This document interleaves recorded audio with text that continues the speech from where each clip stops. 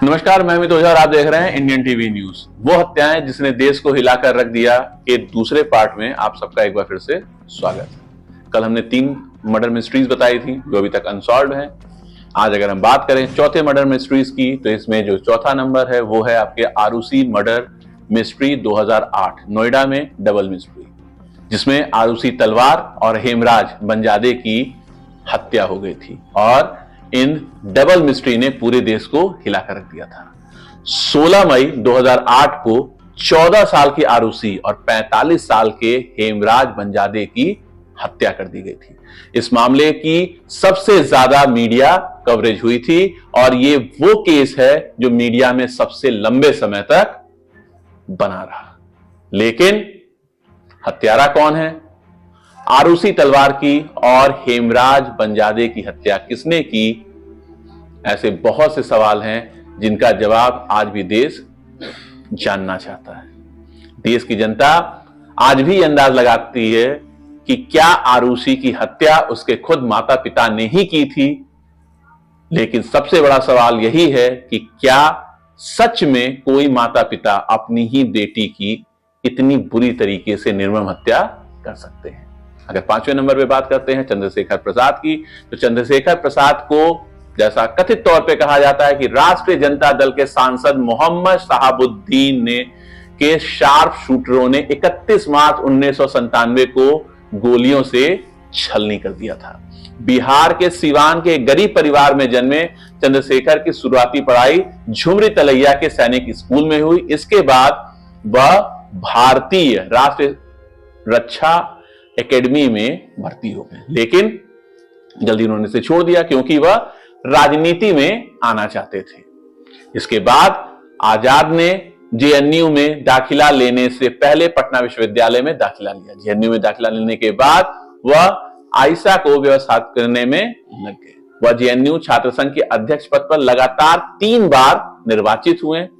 31 मार्च 1997 को जब वह सिवान में एक भाषण दे रहे थे, उसी दौरान उनकी गोली मारकर हत्या कर दी गई थी। इसके पीछे नेता के रूप में उनकी बढ़ती लोकप्रियता को बताया गया। उनकी मौत से पूरे देश में आक्रोश पनप उठा।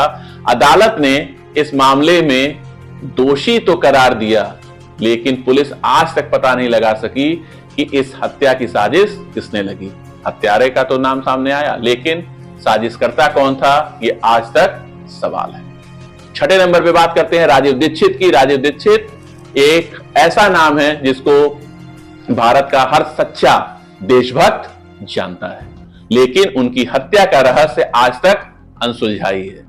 इस हत्याकांड में कोई जांच, कोई पोस्टमार्टम रिपोर्ट तक नहीं आई, ना मीडिया में इसकी कोई जानकारी दी गई। उनकी मौत की वजह दिल का दौरा था या उनको जहर दिया गया था, आज तक यह राज ही है। राजीव दीक्षित एक ऐसे समाज सेवी थे जो देश में लगातार क्रांति की बात करते थे, लेकिन उनकी मृत्यु 30 नवंबर 2010 को मात्र 43 साल की आयु में ही हो गई। वह वैश्वीकरण, निजीकरण, उदारीकरण जैसे मुद्दों की बुराइयों के बारे में बोला करते थे और इसकी आधुनिक समय के उपनिवेशवाद से तुलना किया करते थे।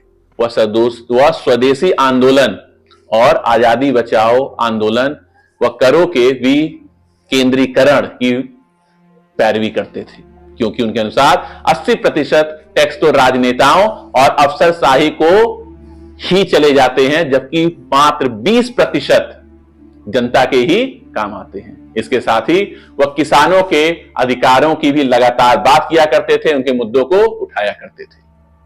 अमेरिका में 2001 में जो ट्विन टावर हमला हुआ था, ओसामा बिन लादेन, सबको याद होगा, उसके बारे में भी उनकी राय कुछ विवादास्पद ही थी। अपनी बात और राय की वजह से उन्होंने अपने बहुत से दुश्मन बना लिए थे। उनकी मृत्यु छत्तीसगढ़ के भिलाई में 30 नवंबर 2010 में दिल का दौरा पड़ने से हुई, ऐसा कहा जाता है, जब वह भारत स्वाभिमान यात्रा के लिए लेक्चर देने जा रहे थे। उनकी मृत्यु के बाद कोई पोस्टमार्टम नहीं किया गया, जबकि उनका पूरा शरीर काला और नीला पड़ गया था। इससे लगता था कि उन्हें जहर दिया गया हो। यहां तक कि तमाम मीडिया भी उनकी मौत पर छुपी रही। किसी ने उनकी मौत पर कोई रिपोर्ट नहीं की। आज तक किसी को नहीं पता कि उनकी मौत आखिर सच में किस कारण से हुई थी। और इस नंबर पे, 7वें नंबर पे, जो शायद सबसे बड़ी मर्डर मिस्ट्री है देश की, उसमें नाम आता है लाल बहादुर शास्त्री का। एक शख्स जो अपनी मानवता, उदारता, दयालुता, ईमानदारी के लिए जाना जाता था, विदेशी जमीन पर उसकी ऐसी संदिग्ध मौत हुई जो आज भी एक बड़ा राज है। जैसे राजीव दीक्षित के केस में हुआ, ठीक वैसे ही लाल बहादुर शास्त्री की भी मौत संदिग्ध परिस्थितियों में हुई थी।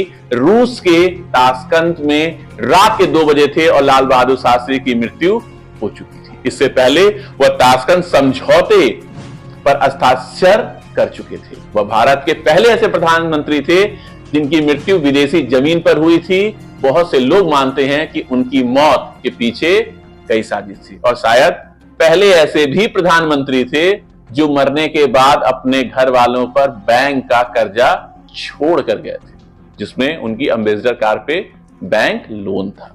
लाल बहादुर शास्त्री की मौत के बाद भी कोई पोस्टमार्टम नहीं हुआ था, इसलिए ऐसा कहा जाता है कि उनकी मौत जहर देने से हुई। इस मामले में कई आरटीआई भी डाली गई, कई फिल्में भी बनी, कई वेब सीरीज भी बनी, लेकिन सरकार की तरफ से इसमें कोई जवाब नहीं दिया गया और हवाला दिया गया कि यह विदेशी संबंधों का मामला है। बहुत समय के बाद ग्रेगोरी काउले नाम के एक पत्रकार ने कन्वर्सेशन विद क्रो नाम की एक किताब लिखी, जिसमें उन्होंने कहा कि शास्त्री जी की मौत के पीछे CIA का हाथ था। क्राउल ने कहा कि अमेरिका भारत के परमाणु नीति से खुश नहीं था और लाल बहादुर शास्त्री न्यूक्लियर टेस्ट करना चाहते थे। किताब में यह भी लिखा है कि भारत रूस के बढ़ते वर्चस्व से भी अमेरिका परेशान था, इसलिए उसने ये साजिश रची। आज भी उनकी मौत का रहस्य बरकरार है।